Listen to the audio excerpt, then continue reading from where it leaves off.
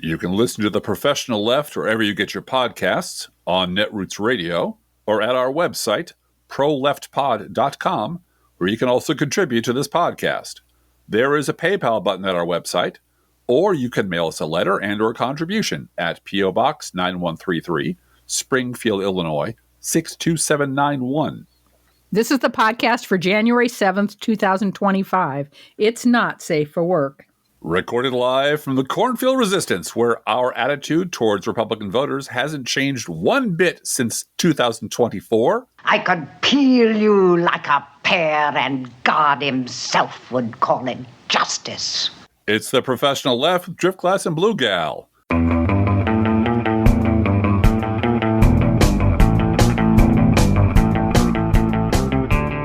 Hello, Blue Gal. Hello, Driftglass. We have a programming note. Thursday, our next show, since we're doing 2 this week, is our 15th anniversary show. Yes, it is. 15 years of podcasting. I don't think there's many people that can claim that. No. And here we go. 2025 is upon us. It's the day after Vice President Harris certified her election loss, and MAGA swine like Mike Johnson, who is breaking commandments all over the place, especially the thou shalt not bear false witness part. He smirked while she behaved honorably in a place where Mike Johnson's president led a bloody attempted coup exactly 4 years ago. A bloody coup that tried to lynch Donald Trump's vice president. Mm-hmm. You may have also heard that as Vice President Harris was swearing in Republican Deb Fischer, her scumbag husband, Bruce Fisher, behaved like a typical MAGA asshole. He wouldn't shake her hand. He wouldn't even look at her. And it wasn't about his cane. It was about his whole attitude that touching her or looking at her was beneath him.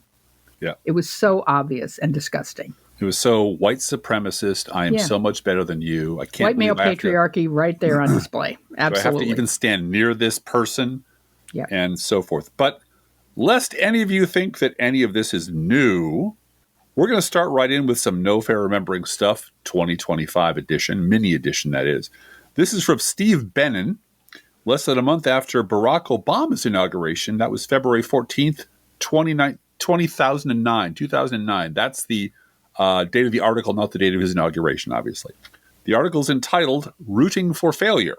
Quote, Rush Limbaugh caused a bit of a stir about a month ago when he told his audience, I disagree fervently with the people on our Republican side of the aisle who have caved and who say, well, I hope President Obama succeeds. I hope Obama fails. Somebody's got to say it. The right-wing host went on a similar tirade yesterday when talking about the economic recovery package. I want everything he's doing to fail. I want the stimulus package to fail. I do not want this to succeed. Limbaugh is, without ambiguity, rooting for failure. In the midst of an economic crisis, Limbaugh quite openly admitted that if Obama's economic policies are successful, it would undermine the talk show host's worldview. As such, Limbaugh wants desperately to see more Americans suffer, more workers unemployed, more businesses close up shop. The key here is philosophy. If government spending can stimulate the economy, as it always does, then the right is wrong. Limbaugh would much prefer a suffering nation than a reevaluation of conservative ideas. Keep in mind, of course, that such talk under Bush's presidency would force someone from the airwaves. If a prominent progressive figure said, just as the president was sending troops into war in early 2003, I want everything he's doing to fail. I want the war in Iraq to fail. I do not want the president's national security agenda to succeed. He or she would lose all advertising revenue and be fired. In the midst of a crisis, Americans rooting against America based on nothing but ideological rigidity are pariahs, or at least they used to be. Similar sentiments are even found coming from members of Congress. Take Senator David Vitter. Good God, that's a blast from the past. That is a blast from the past. Yeah. Diaper Vitter. Yeah. Republican from Louisiana, because all Republicans from Louisiana are scum. Best known for getting caught in a prostitution scandal, talking to a Federalist Society gathering this week. Now, wait a minute. That means that after the prostitution scandal in which he was found to have a diaper fetish, Right. He was invited to speak at the Federalist Society. He's still a good conservative, honey. He's still a good conservative. The fake media, the fake news just keeps making stuff up. Now, He was the one who said, "My enemies will use this against me." Yeah. Now they all do. See, he's not a lunatic. He was an innovator. Yeah. Anyway, back to the article. According to Vitter, the GOP basically betting the farm that the stimulus package is going to fail, and the party wants Democrats to go down with it. Our next goal, this is Vitter talking, is to make President Obama and liberal Democrats in Congress own it completely, he said. Instead of coming up with serious measures to save the economy, the party intends to devote its time to a "we told you so" agenda that will include GOP-only hearings on the bill's impact in the coming months to highlight the bill's purportedly wasteful elements and shortcomings. While Vitter seemed to think this is a brilliant new political tactic, voters might be less than enthusiastic that the Federalist Society members about politicians who spend the next 18 months rooting for the economy to get worse, just to prove a point. But in Vitter's world, that's the price you apparently have to pay for sticking to your principles. Call girls be damned. Remember, these clowns like to maintain the fiction that Republicans have the high ground in patriotism, unquote. Now, a point to be made, it did work.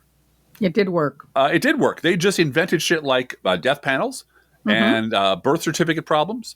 And Barack Obama's a czar, and he's a tyrant, and he's a communist, because the economic stuff actually worked, so they couldn't argue that. So they just made shit up. It was death panels, anything to win the midterms, which they did win. And Obamacare, they're coming to kill your white grandma. That evil black man's coming to kill your white grandma with death panels. By the way, he's a secret Kenyan communist usurper who shouldn't be in the White House anyway, and his wife is a welfare cheat. Yep, and birther. Yep. And because they have a megaphone the size of Pluto, they could just blast that everywhere and but let's face it, the mainstream media has always been corrupt and always been awful.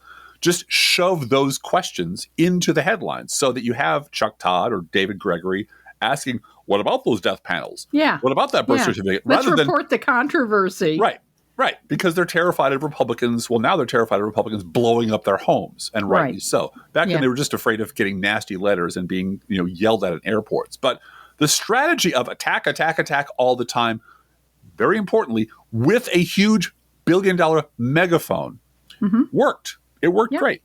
Anyway. And for his decades of despicable racist and sexist behavior, which was syndicated by hundreds of radio stations across the country, this is how Rush Limbaugh was finally punished.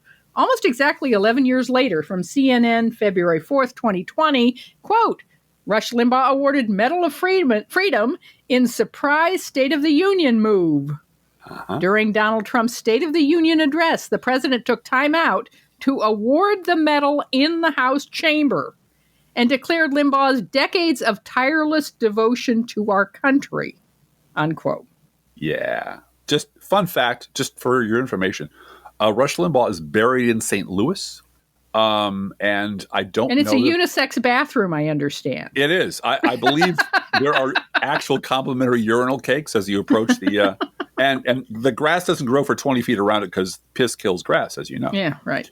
Now, you and I both know, Blue Gal, that we've been headed for this day for a long, long time. We didn't want to go here. We didn't want this to be true, but we've been talking about this coming for a long time. Liberals like us have been writing about it and warning about it for decades. And we've always been routinely dismissed as alarmist crackpots, and now the day is here. This is from Steve Beschloss on social media. Quote, this might be the saddest day since that heinous Wednesday 4 years ago, because we now know that even a deadly, violent insurrection at our capital is not enough to discourage so many Americans from rejecting its hateful, carnage-loving, felonious ringleader. Trump and his enablers will continue to spread their lies that the J6 participants were acting patriotically. They will demand that we forget what we saw and heard with our own eyes and ears. It will be up to each of us not to forget and to oppose their efforts to rewrite history, unquote. And that's what we've been doing for 15 years on this podcast. No fair remembering stuff, remembering what people don't want us to remember. And this all sucks. There's no getting around it. This is all terrible. And it's going to go on this way for a while. And it'll probably get worse. And in part, I blame the advice my dad gave me years and years and years ago when I was just a wee drift glass, when I was just like a shot glass, that if you stand up to a bully and punch the bully back, that bully will back off and he will respect you. Now, maybe in my dad's time, this is true because, back in the day, our gang comedies were the peak of children's entertainment. But here and now, this advice is complete bullshit. If you punch a bully back, next time he will come after you with 9 guys. The only way to take a bully on successfully is to humiliate and destroy him completely in front of his henchmen. Want to get Capone? Here's how you get him. He pulls a knife, you pull a gun. He sends one of yours to the hospital, you send one of his to the morgue. That's the Chicago way. And that's what Merrick Garland never had the guts to do. Never had it in him at all to do anything like that, to take on Trump the way Trump needed to be taken on. And he is a disgrace to this country, frankly. So we're going to jump right in this week and take a look at what's happening with the legacy media. Like you haven't heard that on this podcast before.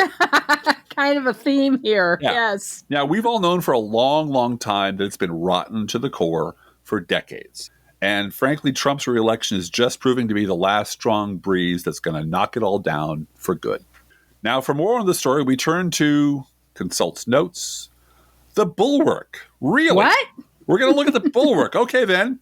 We turn to Tim Miller of the Bulwark talking about what the hell is happening at the Washington Post. What is happening at the Washington Post that is relevant to kind of our broader discussion about pre-surrender to the Trump administration and how our institutions are going to handle it. I mean, this is the institution that had, democracy dies in darkness as their kind of cringy slogan, in the early Trump 1.0 years.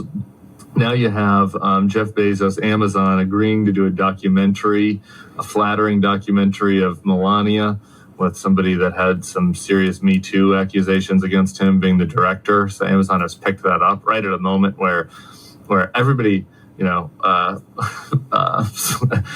all the people I know in Hollywood world and in streaming world, who are trying to pitch shows or pitch political related things, everybody's like, no, we're too scared of politics right now. Politics is too risky. We're not going to do any politics shows.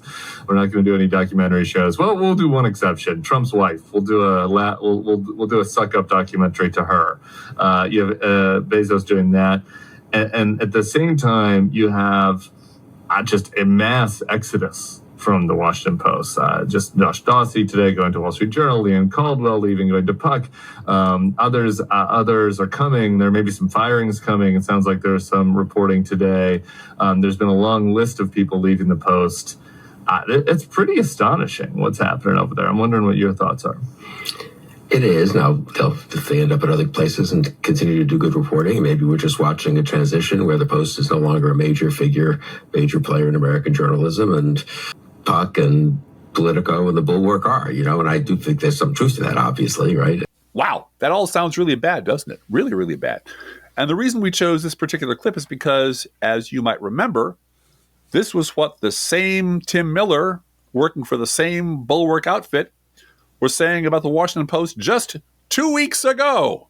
And this podcast is sponsored by the Washington Post. When you go to washingtonpost.com/thebulwark, our listeners can get an exclusive deal to subscribe for just 50 cents per week. The Bulwark is making absolutely no secret of its ambition to be the next independent go-to source for political and media coverage. The next Axios or the next Politico.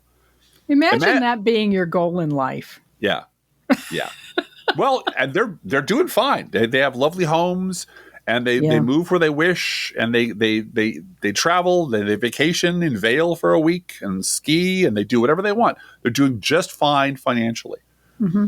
And imagine, if you will, a bunch of former Republicans setting the liberal media narrative and agenda for the next, I don't know how many years. Yeah, I see. That's the problem. You and I talked about this before. I don't begrudge anyone using their fame or their notoriety or whatever for financial success. But I very much blame all of them, from the MSNBC C-suite on down, for pretending that it is okay for them to set the agenda for anti-Trump activity. Yeah, I couldn't agree more.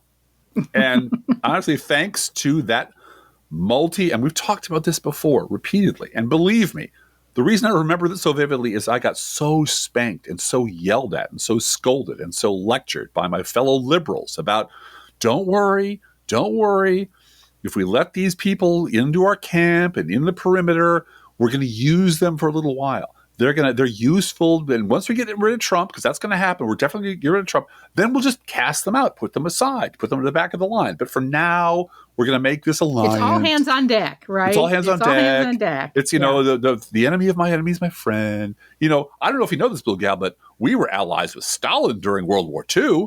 Heard that thrown on my face like 500 times. And my answer was always, once you give away the power to control the agenda, you don't get it back just because you want to. Once you give the megaphone to someone else, they're not going to give it back. Remember Jim and Tammy Faye Baker? They gave away their fun land to Jerry Falwell. And he said, I'll hold it for you while you're having these little troubles. And guess what? When they wanted it back, he said, "Oh no, when he got back out of jail, yeah, no, this is mine now. He was a pariah. Yeah, this is mine now." And this is the stupidity of doing this. I will take any ally at any time to overcome the Republican Party, because the Republican Party is the problem. But the idiocy of giving these people primacy, of giving them seats on television, giving them op-ed columns, and not giving liberals on them, and not having them at least acknowledge we were right. That there were other people out there who were right long ago, that they actually fucked up real bad, and they've been wrong. And the idea that they didn't even apologize or acknowledge that we exist at all. They just moved in and took over the message, and that was okay with so many fucking liberals out there. And now, guess what? Thanks to the multi-million dollars of free advertising that they have on MSNBC by being on there twice a day, 3 times a day, every day for years, they might well have the money and the clout to pull it off. To be the next Axios or Politico. Absolutely. Yeah. The sanity of the planet is of no consequence because they can do it. You do realize that's nuts, don't you? The sanity of the planet is of no consequence. And why is that? Because he can do it. Which is why this is what Bulwark's response should have been when Jeff Bezos' WAPO offered them cash money to sing his praises. Our business deal has to be put on hold. You see, we can't afford to be seen to do business with whatever it is you're accused of being. I'm sure a business manager of stature will understand. But here's what their actual response was. Money, please! So which other media institutions are surrendering in advance, Driftglass? From... Robot roll call, baby. Yeah, I have to say, speaking of independent media you should be supporting all the time, no more Mr. Nice Blog. Yep, absolutely. Mainstream media will not discuss the Las Vegas suicide bombers' desire to murder all the Democrats in D.C. They just won't bring it up. And here's what Steve M. at No More Mr. Nice Blog says. I realize that I didn't give you a sense of how the press is avoiding this subject. In the Washington Post, the Cybertruck bombers' denunciation of the Democrats is buried in the 33rd paragraph of the story. The story says this. In the writings investigators found on his phone, the soldier expressed concern with America's standing in the world and democratic control of the government.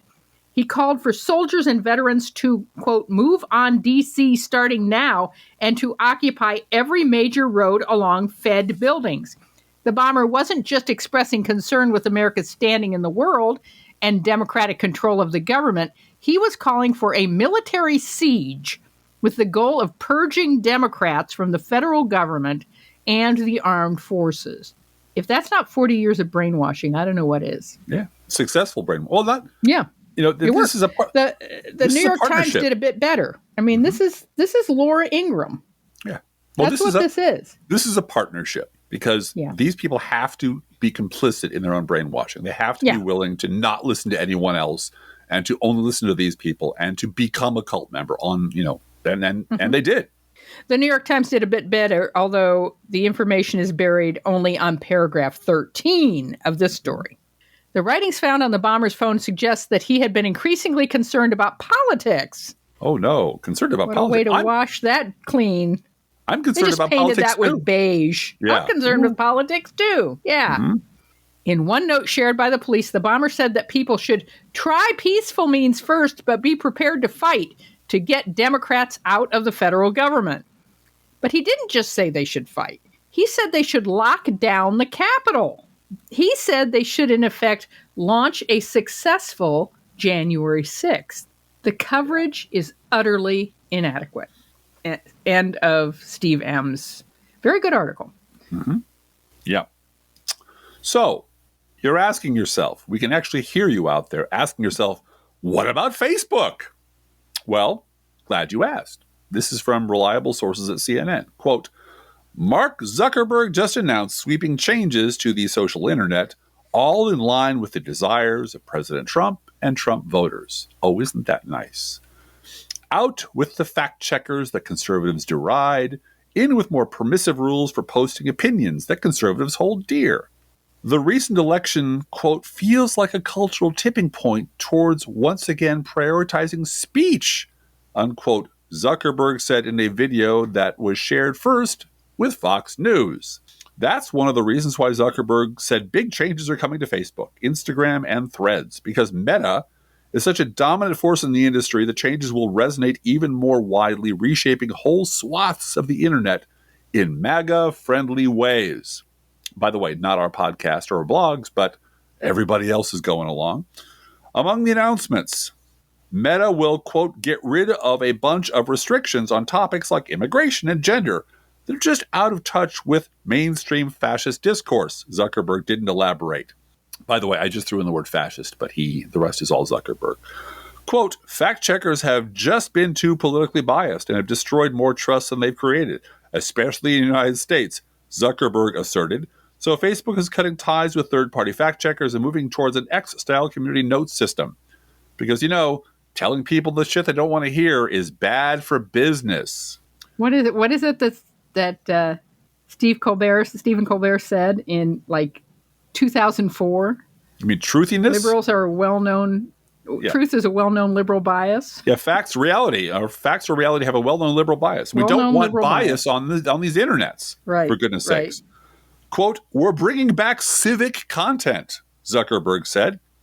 Quote, for a while, the community asked to see less politics because it was making people stressed. So we stopped recommending these posts. But it feels like we're living in a new era now, a new right-wing fascist era now. And we're starting to get feedback that people want to see this content again. People. Yay, people. We know which people he's talking about. We do. He's talking about one people. Yes. Ein Reich, ein Volk, ein Führer. Yes. One people. Overall, CNN's Claire Duffy writes, the moderation changes are, quote, a stunning reversal in how Meta handles false and misleading claims on its platforms. Meta's framing in its PR blog post is, quote, more speech and fewer mistakes. An alternate title could be more lies and more confusion. Noting the obvious, Meta is facing an antitrust trial in April. Uh-oh. The company. That explains a lot. Isn't that weird? The company has lots of other business before the U.S. government, and Trump once threatened to send Zuckerberg to prison for, quote, the rest of his life, unquote.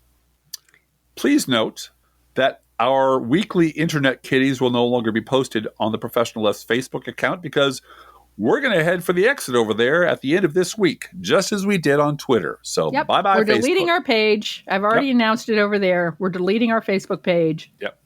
And, we'll be I know that's off of there. As with X, that's going to cost us traffic. It's going to cost us exposure, but you just can't be in that toilet anymore. I will probably preserve my Facebook page a little longer since I was locked out of it for 5 years. Yeah. So I'm kind of enjoying oh, hello, everybody. Oh, bye now. Bye-bye now. So, these institutions are essential for some communication, unfortunately. That's just the way it is. Yeah. And I have social, community organizing groups. Yep. For whom that is the only place they post updates as to when they're meeting, how they're going, what their minutes are, all of it. Oh, same here. They use Facebook, and you are too. Yeah, I got a couple of community organizations that I work with, and all communication with the outside world, all outward-facing communication, 90% of it is Facebook engagement. Yeah. And it's, Facebook come to this thing. Facebook is quote-unquote free. Yeah, and come to this event, sign up for this thing, do this thing, and the idea that... And I'm not saying it's not important information. It is. No, but I am saying that me walking in there going, here's what we should do. We should get rid of our Facebook page. I would be asked to leave, I wouldn't be fired. Right. Because you'd be laughed out of the room. Yeah. You can't be fired from a volunteer organization. No. But it is I can think of some organizations where you should do that, so they do tell you to get out. I can think of at least 3 of them right off the top of my head. But anyway, that's another story. Yeah. But the idea that, that the people operating completely outside the political sphere see this as anything at all, are aware of this going on at all, is no. And that's, mom's posting cats and dad posting cats and grandchildren pictures and whatever else, right? I mean, we don't have any grandchildren yet, photos. But graduation photos, all that stuff, travel photos, all of it. But we're no longer going to be using that for the Professional Left podcast. So and what we are going to be doing, the Internet Kitties are moving to Patreon. Right. And we will be posting our podcast like we always do. Right. And posting Internet Kitties now at our Patreon page. You do not need to be a Patreon supporter in order to see that content. What? Really? So we would really, really like you to support independent media, especially in these days of crisis. Whatever independent media you feel is worthy of your $5 a month. We think we've earned that. But I have always made it clear that I'm not going to gatekeep our content anywhere. So if you go to patreon.com/pro-left podcast, you will be able to see our podcast. You'll be able to see our notes, and you'll be able to see now, starting Thursday, the Internet Kitty of the Week. Yeah. And as usual, it will also be at our website, proleftpod.com. Yeah. Drift Class, let's do a news roundup. Yeah. The cornfield resistance persists. I know. And I know it's a depressing week. So let's just dive right into it. And Drift Class, just to interrupt the news roundup for a moment, I was thinking of what I wanted to say today, and I know I have tended since the election to just go to my little yarn nest and knit, and sort of that's how I escape from the stress of Donald Trump becoming president again. Mm-hmm. And I think yesterday with the January 6th anniversary and it finally being sort of endorsed by the Congress that this is happening.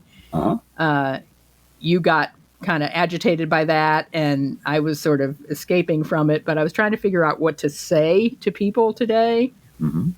And one of the things I've always said is postcards to voters, and then I said, maybe I should talk about postcards to voters because there are going to be local elections coming up, and the word elections blew up in my head. Like, it was triggering to say the word elections in my head. Yep. I just couldn't get over how all of a sudden my heart sped up thinking about the word elections. Yep. And so we've got some inner work to do. That's what I have to say. All of us have some inner work to do right now. And however you decide to do that work, that is an individual decision. If we help you with that, we're glad to be here. If you need to take a break from us, we understand. We were off for 2 podcast days over Christmas, and we noticed that we had over 2,000 people downloading an episode that week when we were not recording at all because people were catching up. Yeah.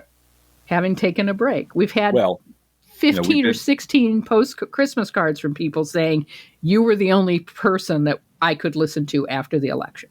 Well, and if you want to catch up, there's 15 years worth of podcasts. There's 15 years worth, but what I'm saying is there were some people who stopped listening November 7th. Oh, yeah. For a month or two. And just to be clear, nobody needs permission from a couple of podcasters they probably have never met to feel however they feel. Right, That's exactly. That's not up to us. What we are saying is we understand. We understand. We are we live in Trump country. Yeah. We live out here in the middle America. We live in the cornfield, and we understand because it's happening all around us. It happens in our community, and it is a feeling of there's a lot of thesaurus words I could throw at you, but I'm not going to do that because you're feeling them. You don't need me to tell you what to feel. But what we are going to do is jump into 2025 with the same energy we hope that we jumped into 2024 and 2020. In our 16th year of podcasting. Yeah. And we're just going to keep doing what we're doing and hope that it makes a difference. And if it doesn't, well, then I will apologize to the Almighty on when I get to the gates of heaven and say, sorry I pissed away all that time. But I don't think we're doing that. based on feedback we get. Podcasting is weird because you get no feedback from anyone until way after you're done. There's no applause. There's no booing. There's no corrections. There's no just you and me sitting on a microphone, talking to each other on the phone, talking over Zoom, like donated we do. laptops and donated microphones. Yeah, like we do when we're not doing this. Of course, yesterday we did watch the Friends of Eddie Coyle. So we did from blow 1973. 1973. Yeah. That's how we relaxed yesterday. We just kicked back and had some food and watched the Friends of Eddie Coyle, which is an awesome movie, and you should watch it. But I did want to say too, just from the standpoint of perspective, that I don't know how you felt about this story when it came out, but for me, the story of the year, not election related specifically, was finding out that Tim Pool was being paid $100,000 an episode. Yeah. Yep. By a Russian money laundering concern. Yeah. And it doesn't surprise me a bit that Tim Pool thought he was worth it. Right. But it surprises me that he was surprised a little bit. It just surprised me a little bit that he was surprised that the money was coming from bad people. This was the Dunning-Kruger election. This was the election by people who are too stupid to know how stupid they are and who feel really insulted when you say that they're stupid because they're stupid. Yeah. And they don't want to be called bigots. Bigots don't want to be called bigots. Tim Pool, man. I don't know. What's the saying? God grant me the confidence of a mediocre white guy. Yeah. And nobody says mediocre more than Tim Pool. Oh, and the idea that he was cranking out that amount of money, cranking in that kind of money every week or every month. Every episode. He was making six figures every episode. Thinking that he was like splitting the atom or discovering radium, And what he was doing was just being a mouthpiece for shitty Republican propaganda. Yeah, and anti-Ukraine propaganda for Russia. Yeah. And so, surprise, guess who? And what we have also talked about a lot in our home is it, and this is where being like a writer helps out because you have the imagination to imagine things that you've never seen before. Like F. Scott Fitzgerald, a diamond as big as the Ritz. Imagine a diamond as big as the Ritz Hotel. And what the consequences of that level of wealth would be, and then write a story about it. Wouldn't that be cool? What it is very difficult sometimes to wrap your head around when you are living middle class or lower middle class or paycheck to paycheck, and you aspire to things being a little bit better, a little bit easier, is what a staggering amount of money there is on the right. And what that money can do. That money can bring down governments. Yep. It can change. It can buy a presidency for a felonious rape. It did. And when you're up against that, when you finally notice that, shit, they have all the money. Yep. They'll spend anything they want. They'll spend $500 billion to get what they want. And then they're going to get it all back because then they'll run everything. When you run up against that, it's like, that is a holy shit moment. That's a realization that all of your efforts don't amount to a hill of beans unless you are acting in concert with other people. Yeah. Because what we have on our side are people. Yeah. And what they have on their side are zombies. Yeah. And people can defeat zombies, but we got to go about it the right way. And you don't extend your hand to a zombie. You don't try to meet zombies halfway. One thing that I've been clinging to the past couple of days is what is known as the Micah mandate from Micah 6, verse 8. Which can be used, absolutely, completely used by atheists, by people who love the flying spaghetti monster, etc. The Micah mandate is act justly, love mercy, walk humbly. Yeah. And it is a call to do good to those in need and to those that are less fortunate than yourself. And there is always someone less fortunate than yourselves. And that's how I raised my kids. And I think, Driftglass, you and I are spoiled in that we have Gen Z people that we've raised. Yeah. Who don't Google, what did Biden drop out? Did Biden drop out? What? What happened? Drop out? No. They're very active people serving. All three of them have a sense of service in their souls. Yes, they do. So we're spoiled. We're just spoiled that way. Well, and I'm grateful. And so, walking humbly, doing justice, and loving mercy. Those are the things that I'm required to do today. Okay. Well, Now, and I might have a different mandate. And it's not bloodthirsty, I promise you, but it is. First, you have to win. oh well. And it is and good intentions don't mean anything. Being what struck me about Kamala Harris being so noble and so decent and so cheerful and good-natured in the face of just what must have been agonizing is that and Mike Johnson sitting there smirking and smiling and behaving like a little bitch is good guys don't win unless they fight. And it is unnatural for us to think of ourselves as people who have to take up the sword metaphorically and fight. And it's unnatural for us to think of people who might be our neighbors or people who sit with the church as the enemy, as our enemies. Yeah.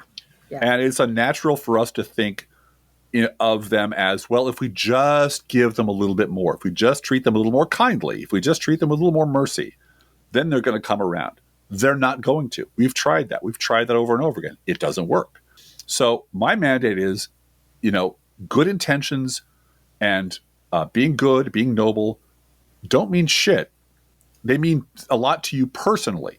They mean a lot for your personal character, but they won't enact your agenda if you don't beat the bad guys. And the bad guys won. And I think there are lessons to be taken away from this that we can all use. And one of them is no more nice people, no more nice guys to people who want to hurt all the people that we believe we are in service to. The weak and the helpless and the elderly. People who want to hurt those people do not deserve our mercy. Nope. They deserve justice. They deserve brutal frontier justice. That's the first line in Micah, right? Yeah. Do justice. Do right? justice. And that's, again, for people less fortunate than yourself. Yes. You can only fight for people who have less than you. Yeah. Yep. So, and I think we're facing the same kind of weird mirror opposite disconnect that the Republican Party faced when they suddenly realized at the base were actually racist, bigoted zombies. Yeah. And they did. There's something they just didn't want to deal with. They just lied to themselves. They lied to the rest of the world. They lied on Meet the Press. They lied in the New York Times. And finally, Trump came along and just pulled the mask off and said, "This is who we are. This is who we've always been." And they all shit their pants. This is where the fuck around and find out part comes, because Driftglass, we have terrorist car bombers in our country right now. Yes, we do. And that is not popular. No. And that wing that the Republican Party has coddled and ignored and painted over and said it doesn't matter and on, that wing is dominant in that party now. Yes, it is. Now, what about terrorist car bomber that we must add to the story? What was the first reaction from Fox News? First reaction from Marjorie Taylor Greene? It's an immigrant. It's an immigrant. Yeah. And that is why reasoning with these people doesn't fucking work. They will not listen to reason until they are forced to listen to justice. Yeah. So, I'm terribly sorry that that's the case. I didn't build this monster. Nope. I don't want these people to be this awful, but they fucking well are. Yeah. And until, we get it through our heads, and that's what I mean by the mirror opposite of the GOP. Until Trump came along and tore the mask off and showed everybody that, holy shit, the liberals were right all along. And Stuart Stevens had to write a book called It Was All a Lie. Yeah. Because it was all a lie. I think many of our Democratic representatives have the same problem, is they really think that we all read David Brooks in the New York Times, and what we want more than anything else in the whole wide world is bipartisanship and reaching across the aisle. And if we just keep reaching across the aisle and bending over a little bit more, the base will be happy about that. And you know what? If it yielded results, we'd be thrilled. But it doesn't. It doesn't fucking work. There was a bipartisan immigration bill last year, less than 6 months ago. Yes. There was a bipartisan healthcare solution. It was called the Affordable Care Act. Yeah. And they tried everything in their power to destroy it. So the idea that we can find a common purpose and reach across the aisle, and all the other bullshit phrases you can hear in every newspaper and every TV cable news show and every broadcast network, every Sunday show, it's all bullshit. As we have said many times on this podcast, burn down the center and the right will fall. We do not want to compromise with monsters, and they are monsters. We want them to stop being monsters. And until they stop being monsters, the best we can do is put them in a fucking electoral cage and not let them out until they learn how to behave themselves. And we didn't do that. We failed to do that because we kept pretending that these idiots could be fucking reasoned with. They can't be. Yeah. And so we have to act as if we are an occupied country being run by monstrously evil people who want to do us harm. And so every time you hear someone proposing... Define us, though, Driftglass. You, me, and the kids. That's pretty much it. I just keep thinking of pregnant women in Texas. Yeah, well... Of every color. That's fine. I keep thinking of pregnant women in Texas, too. Yeah. And I mean this in the nicest possible way. So what? So what? I'm sorry that they live in Texas. I'm sorry that Texas is run by monsters. I'm sorry that Texans voted for fascists. I really am. Mm-hmm. What do you want us to do about it? Mm-hmm. Try to find a bipartisan solution to the problem of... There is no bipartisan solution to fascism. Nope. The solution to fascism is to get rid of the fucking fascists. Right.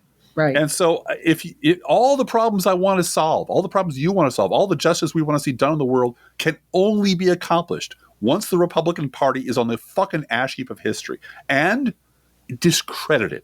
Yep. It can't just be gone. It has to be, oh God, you remember when we did that? Let's never ever fucking do that again.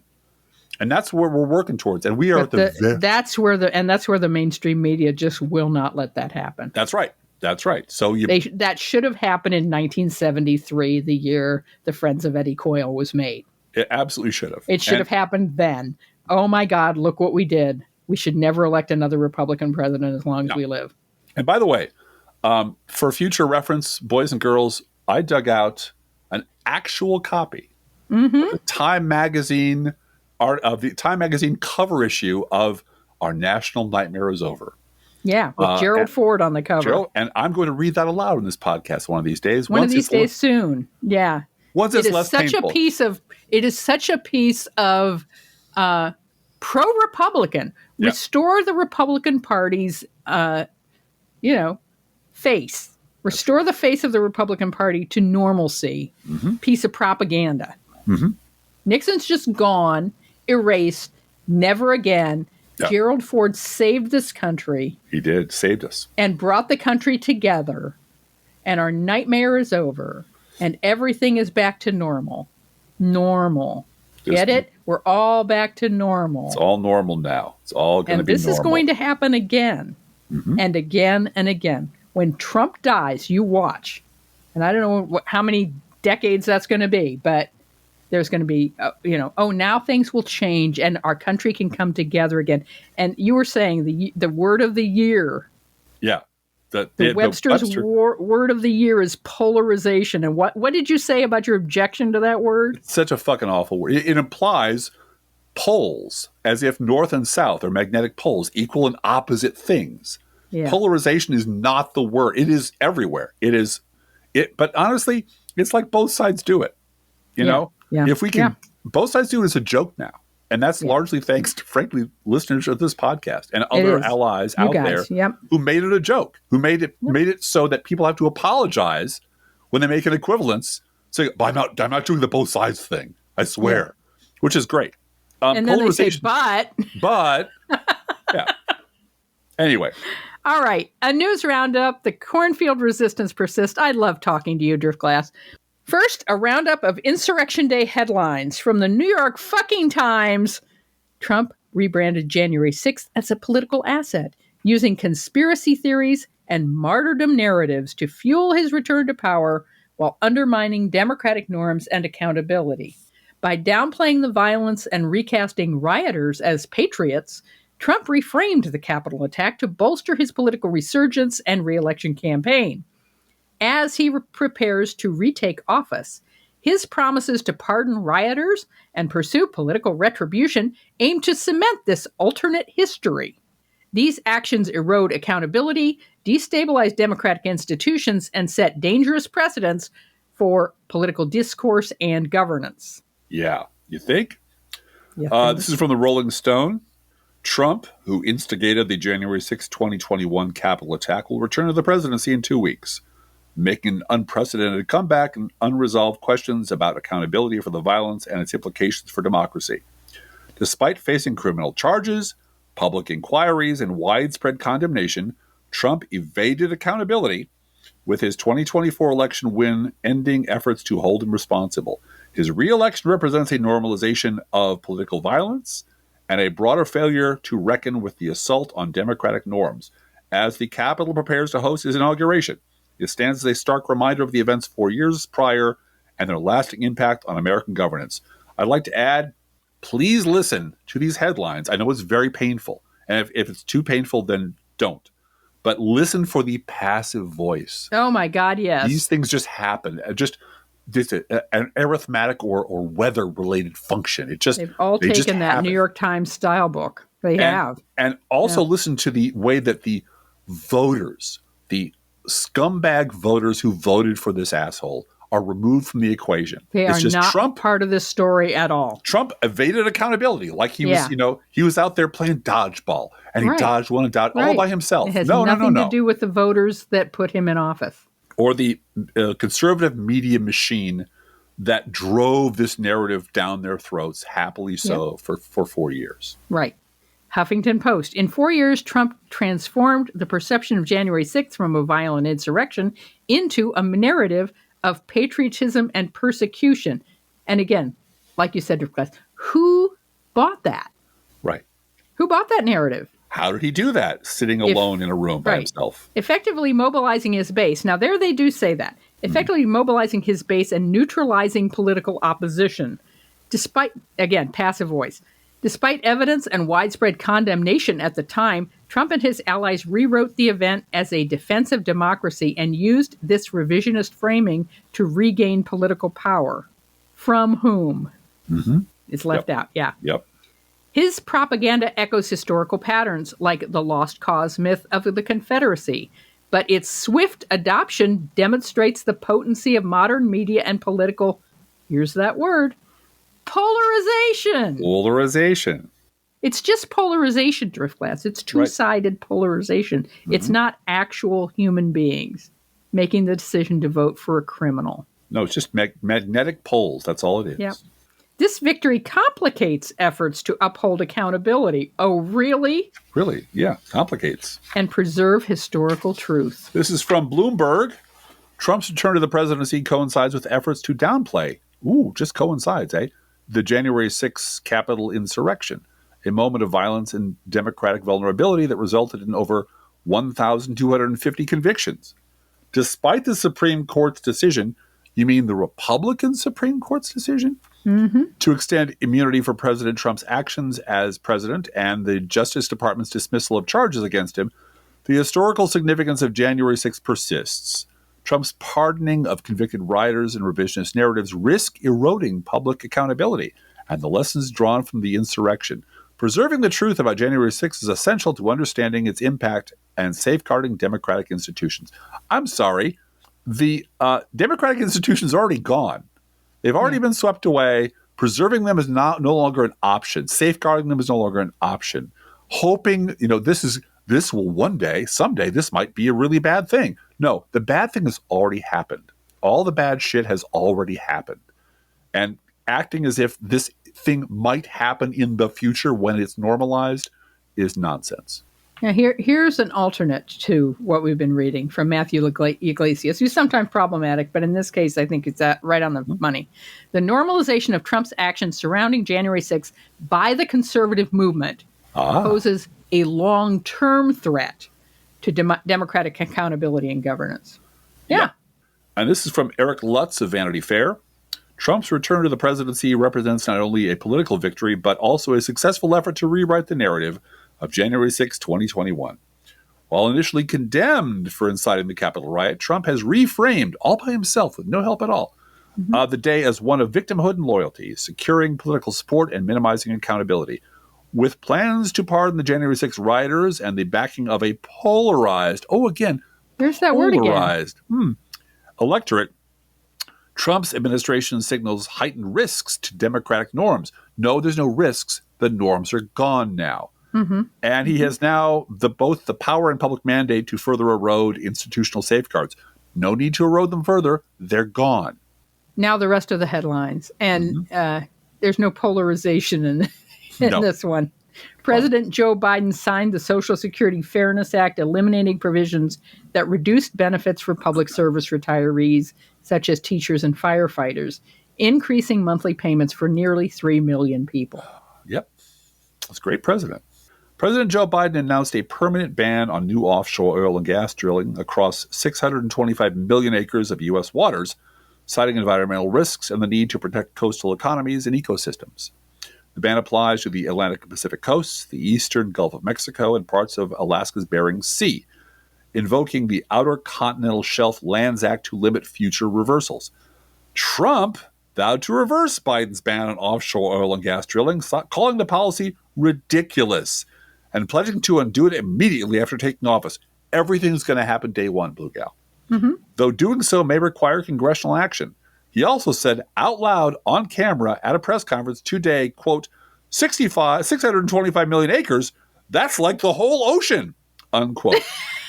The syphilis continues to progress. No one's ever seen oceans like this before in the past. No one's never in the history of oceans have we seen oceans. Nope. Louisiana Republican Senator John Neely Kennedy on the attack in New Orleans. Go listen to Keith Olbermann's podcast on that press conference. It was a travesty. Yeah. Quote, I will chase those in the federal government who are responsible for telling us what happened like they stole Christmas. Unquote. He's blaming Washington for a right-wing Army vet from Texas shooting people in New Orleans. Yep, a terrorist attack. Well, that's what you get from Louisiana Republicans. All Republicans, really. This was a headline all over the place. Headline news, Adam Kinzinger is considering maybe, possibly, at some point in the future, lowering himself to joining the Democratic Party, Blue Gal. Ooh. Mind you, this is all very tentative and very iffy, and Kinzinger has made no definite commitment either way, but for some reason, this is very big news, which is weird, because I remember vividly after I made a stupid mistake in 1980 and changed myself from an independent John Anderson voter in 1980 to a Democratic Mondale voter in 1984, somehow there were no parades or banners or free ice cream at Baskin Robbins. There were no headlines in the Tribune or the Sun-Times, not even a single line in my local paper. And my local paper used to report on lost dogs and high school scholarships, but nothing for Drift Class about changing parties, so I guess times have changed. Among the worthy recipients to whom President Joe Biden awarded the Medal of Freedom was Hillary Rodham Clinton. Yeah. And they lost their damn minds over it. Yes, they did.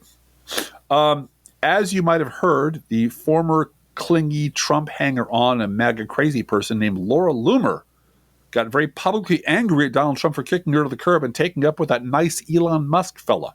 Yes! Say it! He was my boyfriend! From The Verge, net neutrality eviscerated by appeals court ruling, emboldened by the downfall of Chevron deference, the Sixth Circuit struck down the FCC's net neutrality rules. This is from Mark Jacob, who I believe was an editor and writer of the Chicago Tribune for many, many years. On the social media, quote, a talking head on MSNBC called Mike Johnson a likable guy. The media's willingness to normalize the abnormal is killing us. Johnson is likable if you like pro-insurrectionist Christo-fascists who hate gay people, support a Muslim ban, and want to rip away health care from millions of Americans, unquote. Fox News lied. I know that's news, but they did. They said that the car that the terrorist suspect used in the New Orleans attack had just crossed the U.S. southern border. Yep. This lie was repeated over and over again by MAGA scum, including Congresswoman Marjorie Taylor Greene, even long after it was debunked. Fox then released a statement by Donald Trump where he lied and said crime is at a level no one has ever seen before. Yeah. Now, as a public service, for actual crime statistics, we're going to turn to NBC News, September of 2024. Quote, crime, including serious violent incidents like murder and rape, dropped nationally from 2022 to 2023, according to new data released by the FBI Monday. Violent crime was down about 3% from 2022 to 2023, and property crime took a similar drop of 2.4%, the FBI reported in its annual summary of crime in the nation. The most serious crimes went down significantly. Murder and non-negligent manslaughter were down an estimated 11.6%, the largest single-year decline in 2 decades, while rape decreased by an estimated 9.4%. Preliminary numbers showed that 2024 crime numbers were also dropping for the early part of this year, continuing the trend of easing crime as the U.S. has come out of the pandemic, unquote. Now, will any MAGA idiot believe any of this? Of course not, because they are reprogrammable meatheads, and we must deal with them as such. Well, if Sean Hannity tells them that Trump has solved all crime, they'll believe that too. Believe it, yeah. Yep. After writing a long article in the New York Times about how well the economy is doing and how weird it is that no one seems to have heard this great news, Peter Baker of the New York fucking Times has graduated from just another Beltway hack to the new hot dog guy trying to find out who drove the hot dog car through the plate glass window. We've got to get to the bottom of who did this. Well, if we all work together, maybe we can figure it out. This is from Brian Stelter. The incoming White House press secretary says, quote, the American people did not fall for the left's fear-mongering over January 6th, unquote. Polarization, Driftglass. Both sides blue, gal. A federal judge found Rudy Giuliani in contempt of court for failing to comply with orders to disclose his assets in a $146 million defamation judgment awarded to Georgia election workers Ruby Freeman and Shay Moss. And Judge Juan Merchan has denied Trump's motion to dismiss his 34 felony counts and will sentence him on January 10th. But there'll be no jail time. However, the verdict will in fact stand. So we're going to inaugurate a convicted felon. Yes, we are. In local news from ABC News Chicago, Chicago Transit Authority deactivates Twitter X social media accounts. The CTA released the following statement Friday. After careful consideration, CTA has decided to suspend the use of its general information and service alerts accounts on Twitter X, as this social media platform no longer provides the value it once did for us to effectively reach and communicate with our riders. Right. Because they all left. How will I know where the Nazi rally is if I can't go on Twitter X, the CTA account, and find out what bus we're riding? Sorry, guys. Our local Gatehouse newspaper, which is the obit and sports husk of what used to be the State Journal-Register, which was always a Republican rag anyway, is now resorting to boosting stories from the free local giveaway Thursday paper, the Illinois Times. That's just crazy. A friend of mine on the Facebook has I think I've mentioned this, a semi-regular feature called the Rockford Files. Yes. Because yes. all the reporters I drove, I forget who, passed the headquarters of the former newspaper, which was a big building, like 4 stories high. It had presses and so forth. It's now like a little corner office in a strip mall because everything's done off-site in Peoria or Rockford, which is why half the news for Springfield, the state capital, is Rockford stuff for no particular reason. And let us repeat, this Springfield is the state capital of Illinois. Yeah. Rockford is 3.5 hours away by car. Yes, it is. Yeah, it's something else. No one's covering the State House. No. And believe me, we both believe in supporting local journalism. This isn't local journalism anymore. No. And no, we kept our subscription to this god-awful rag 2 or 3 years longer than we should have. Longer than we would have ordinarily just to support local because it was media. So fucking bad. It was so bad. And it got worse and worse and worse. And the worse it got, the more it was like, support local media. You know how local media is important. Yeah, if we had one, I'd support it. We don't. Yeah. Every time you open it up, it's a Rockford, Illinois story from 3 hours away. No. Mm-hmm. Speaking of the Illinois Times, however, from the Illinois Times, Illinois' minimum wage, and this has happened in many states, but it's happened here in Illinois, minimum wage increases to $15 an hour. This was from a 2019 law that was Pritzker's first major legislative victory. The minimum wage in Illinois has increased to $15 an hour as of January 1st, completing a 6-year transition period since the increase was approved in 2019. Mm-hmm. It needs to be $22 an hour. Sure. I'll take what we can get. We will now take victories where we can find them and celebrate them every time we find them. It's true. Feel free to write to both of us at proleftpodcast@gmail.com. We also love getting mail from you. And our mailing address is at our website, proleftpod.com, and also in the show notes for this episode. We do love hearing from you. Be aware that if you write to us at any of our addresses, we reserve the right to read your email or U.S. Postal Service. Go Postal Unions. Letter on the air unless you say otherwise. There has also been a slight delay for us getting our mail from our P.O. box because we had between 7 and 10 inches of snow here the other day. Yep. In about 30 hours, it was about 9 to 10 inches of snow fell. And so it's obviously still on the ground. I was on plowing duty, which is a pleasure, with my little battery. He's got a snowblower. I got a snowblower. I got a battery operated and environmentally safe. So I was able to do our driveway, the neighbor's driveway, some of the sidewalks up and down the block, and I felt wonderful doing it. But it's also very cold here. So here's the important thing. Don't forget our gourmet coffee guidelines. You know, a nice warm beverage in this weather, especially when it's dark outside and everything feels awful, is a delight. So if you can afford to buy an espresso-based beverage for yourself, for goodness sakes, buy one for us. This is not a charity. This is our job, and we're in our 16th year of doing it. If you can spare $5 a month, please spare $5 a month at patreon.com/ProLeftPod. Please share our show on social media. We do appreciate when you do that. If you love this podcast, get someone else to listen to it too. And thank you so much for doing that. The real feel temperature right now, or the wind chill temperature, is 16 degrees above zero. Yep. Hey, Driftglass, how are the Internet Kitties doing this week? Well, Blue Galley Internet Kitties have their claws out and have strapped on their armor. So let's go 2025, because as I said to the urologist yesterday, let's get this over with. Let's think about living. Think about living. Let's think about loving. Think about loving. Let's think about the hooping and the hopping and the popping and the lovey-dovey. Let's forget about the wine and the crying, the shooting and the dying, and the fellow with the switchblade knife. Let's think about living. Let's think about life. The Professional Left podcast is recorded under a Creative Commons license. Copyright 2024-25, GGBG Productions.